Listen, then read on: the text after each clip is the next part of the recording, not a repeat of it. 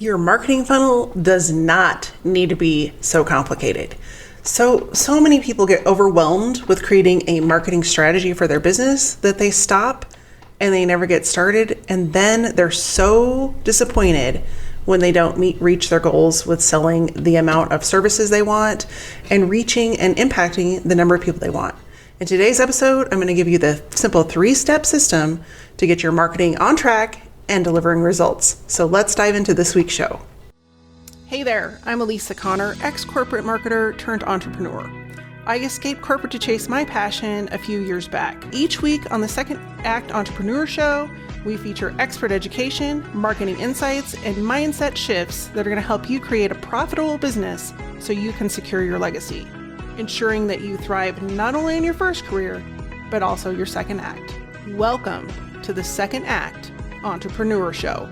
While working with small businesses and entrepreneurs for the last 15 or so years, what I realized the number one factor between succeeding with your marketing and actually getting results and not succeeding is having a plan.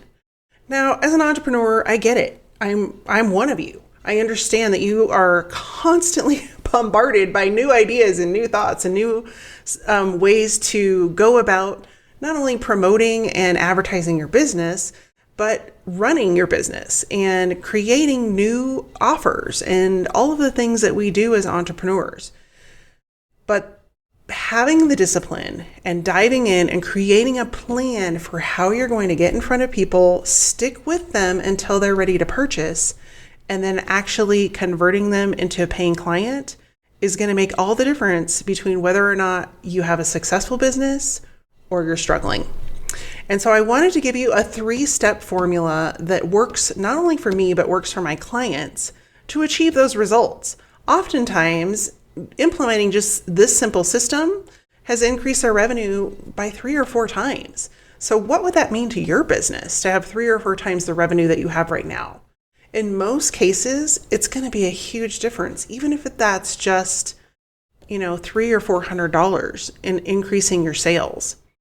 So the system is simple, and I made it simple for a reason so that you can remember it as you're going through it. And I highly recommend writing down your plan. And so oftentimes this is called a marketing strategy. And so some people don't understand what a marketing strategy is, and they don't want to ask because they feel like they should know what that is already. But a marketing strategy is just simply creating a plan for how you're going to take people through a journey to buy from you. And so I made it really simple by using the ABCs. Everybody knows the ABCs, and if you can keep the ABC system in your mind as you're going through creating your own strategy, then it will be easier for you to remember to do it when you're creating marketing pieces. And so to help you document that, so you have it written down, because there is something between connecting our brain and actually handwriting something out or typing something out that creates a kind of like a record track in our brain of what we should be focused on, what we should be doing, and it keeps us moving in the right direction instead of getting taken off track by a new idea, a new offer, a new plan, the new trend that's happening for marketing. And so I've created a guide for you to go along with this and some future episodes that are coming as well. And it's a strategy guide, simply so that you have a place to document, create, and write, and then reflect on your strategy. You can find that on my website at elisaconnor.com/strategy-guide. And I'll have the link for that below this video in the show notes. So what's the ABC system? I mean, come on, how simple can it really be? That simple? And it is. So the A stands for attract, and this is where you're attracting your audience. This can be done in a lot of different ways. It can be done with social media posts, engaging on social media. And when I say posts, I mean, you could be doing a live video stream. You could be creating a video like this that people watch later. You could be creating a podcast. You could be creating an actual post with an image. You could be creating a story or a reel or a TikTok video. All of those things are ways to get your name out there and start to engage with people that you want to work with and get them to notice who you are. Now, I do a lot of research for these episodes simply because I want you guys to know what's happening. And I ran across a couple of surveys recently that I want to share with you, the latest and greatest. And so with getting your brand notice, it actually takes 5 to 7 impressions before somebody even gets an awareness of who you are. That doesn't mean they know who you are. That means that they are like, oh, I've seen them before.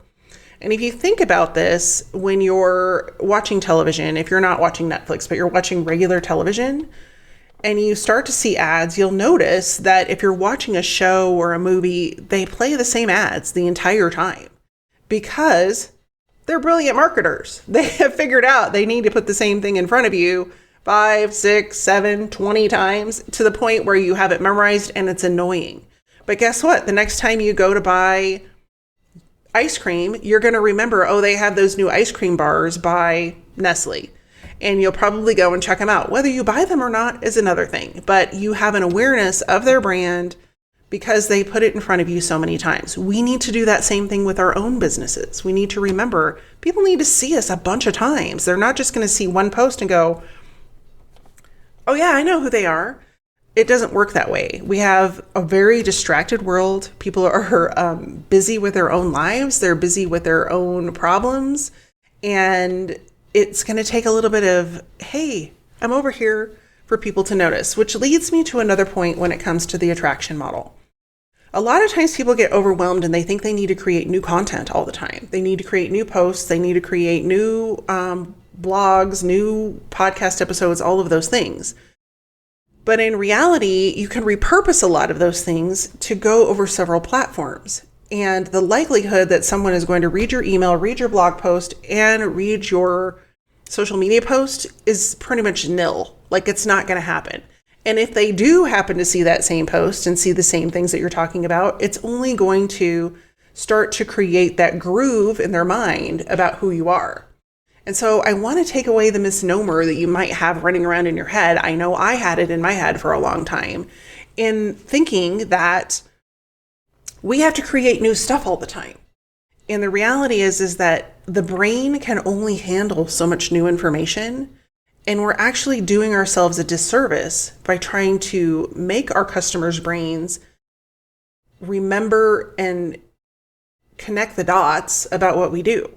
Whereas if we just kind of not necessarily post the same post every time, but we talk about the same content and we talk about the same realm of that content, people are going to be more likely to remember who we are and what we do. And so it takes at a minimum 5 to 7 impressions for them to remember you. And so it takes even longer for them to get comfortable enough to actually want to buy from you. And so that leads us to the B of our ABC system. And that is to build a relationship. And building a relationship, you're like, how do I build a relationship with people I've never met?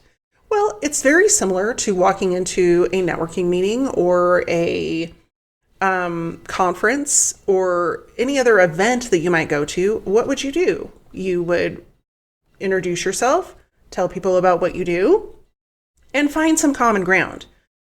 A lot of times, though, when we're in the online world, we try to rush that relationship. And that is the detriment to us getting the sale or not getting the sale, which leads me to the second survey that I found recently. And I've talked about this survey multiple times on different podcast episodes and also in some of my social posts. It was so eye-opening to me that I kind of keep harping on it a little bit because it's so relevant to you as well. And that is that only 97% of people are actually, 2 to 3% of people are actually ready to purchase when they find your brand. That means you have another 97% of people that either aren't looking or aren't ready to buy. And that is a huge opportunity for you during this B stage of your process for your marketing strategy, because it enables you and it empowers you to come up with a way to stay in front of them. And so, of course, my ultimate favorite, if you've been on following me for very long, is email marketing. Because when you have email marketing in your repertoire, your plan, to build a relationship, it gives you the power to show up in front of those people on a regular basis and share information, create value, and then best of all, promote your services to them when you're ready to launch a program, or you have a promotion, or you have an event coming up that you want them to come to. Versus what happens in most cases is we just start emailing people when we're getting ready to launch, or we just start emailing people when we have a new product to sell. And that feels the same way as it feels for you to walk onto a used car lot before this year, because it's totally different, but a used car lot, and be attacked by salespeople. Now, I'm going to have to come up with a different example, because we recently purchased a car, and it's a totally different buying experience from what it used to be, because there's such a limited inventory that the power is 100% shifted towards the dealer versus the customer. And so I don't know if you've had that experience lately, but we had to purchase a car recently for my one of my twins. And going through that process was very eye-opening. There's no vehicles in the dealership because they can't get the inventory, and the cars that are there are highly coveted, and also extremely they're priced extremely well for the dealer and not the purchaser. So and I'm sure if you've been in that situation, you can relate to that very well. But nobody wants to be pushed into purchasing when they're not ready, is the moral of the story. So building into your sales funnel, your marketing funnel, a way to build the relationship is only going to help you not only stay in front of those people, but to build the trust factor, which is how most people determine whether or not they're going to buy from you. And so there are other ways to build the trust factor, of course. You can build those relationships on social media. You can build them through podcast episodes and videos, and also, blog posts. The thing is it takes longer, because it's up to people, your potential customers, to seek you out for that information, versus you having the opportunity to actually just show up in their inbox and go, hey, I'm still here. And that's the power of email marketing. That's why it is absolutely my favorite way to build a relationship with your customers. And I have people say, well, it doesn't work. And the reality is that it does work if you work it. And so I want to challenge you, if you have that mentality of email doesn't work, is how much effort are you putting into your email marketing? And if you're just doing the minimal effort, then of course you're not going to see results. But that's a topic for another day. We want to continue going through the ABC process here so that we can get to the conversion piece. And so building that relationship, it follows suit many of the attraction methods. One that I did not really talk or dive into in the attraction mode is advertising. But you can also use advertising in the B area of building the relationship. And that is by following up with people that have clicked on a link or showed interest in an event you're holding, or perhaps they put an item in their cart if you have a physical product. And people don't realize that you can retarget those people using advertising. I don't want to go into that and overwhelm you too much, but I did want to let you know that that is also a carryover from the attraction piece of this model. And so if you're building out that strategy, you need to see what's going to work best for your business. And then also, I always say start simple. Start simple, and then you can always tweak and add in and make things different as you go through and test to see what is working and what is not working. And so you've probably already guessed what the C step of the ABC sales funnel is, and that is customers, creating customers. And so a lot of times what I find is that people will do the A step and they'll do the B step and they're doing really good, and they never get to putting their offer out there. And if people don't know that they can buy from you, or you don't tell them what you have for sale, or you don't somehow sell your product or service, in most cases it's services or online products for those that follow me, But regardless, if you don't tell them, hey, this is what I've got, they can't ever buy from you. And sometimes there's a feeling, especially for people coming out of corporate that have not been in a sales role, it can be uncomfortable to have to put your product and service out there. And so creating a plan about how you're going to do that and exactly when you're going to do it and how often you're going to do it in your strategy is going to make it easier for you. And the best part is it's also going to trigger in your mind, oh yeah, I need to tell them that I have something that's for sale. And a lot of times people forget. They don't realize that, oh yeah, people don't know that I'm selling this. And so you can do a lot of really good stuff by putting free content out there and attracting a new audience and building a relationship. But then if they don't know how to buy from you, they won't. And if they go through your funnels too long and you haven't tried to sell to them, they'll just go buy it from someone else because now they know the value. And so don't do yourself the disservice of not telling them how to work with you and giving them the options to do that. And so that's it. That's what a sales funnel is. Now, if I had to add one more piece in here, it doesn't really follow the ABC formula, but that is to track what's working and what's not working. So it would probably be an E for evaluate. So no D, just ABCE. We're going to skip D. And this is really important because people don't evaluate what is working and what isn't working. And that's when investments get out of hand, advertising costs go crazy, and people don't see ROI. And most often when I work with people, this is the number one complaint that, oh, I invested in this and it didn't work. Were you measuring what you wanted and where you wanted to be? Because if you weren't and you weren't creating metrics for what it worked means, you can't ever reach those goals. And so that's what the power of having a strategy is. Setting those goals, setting action steps to reach those goals, and then evaluating whether or not they're working or not. And so once again, I want to offer to you that there is a written guide to go with this. It's a free download. I think it's about 5 pages. There's lots of space for you to write out what you want to do, your goals, your action steps, all of those things that we talked about in this episode. And you can go grab your free copy so that you can actually have a written copy that you can reference and you can work through. And you can do it as many times as you want, because as you create additional offerings or you create new promotions, you may have to go through this, you will have to go through this strategy more than once. So keep it on file and reuse it again and again. So you can go and grab your copy of that at elisaconnor.com/strategy-guide. And I'll put the link for that in the show notes.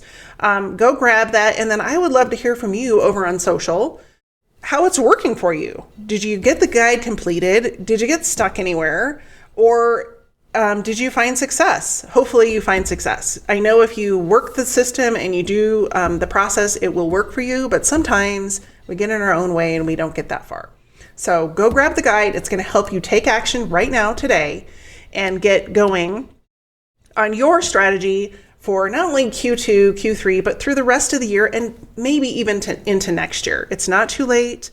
You still have time, and this guide is going to help you get to your goals. So until next week, I look forward to seeing you, but I really want to hear how you're taking action on this. So come connect with me either on LinkedIn or Facebook or Instagram, whichever your favorite platform is. I spend the most time on LinkedIn, so come find me on LinkedIn.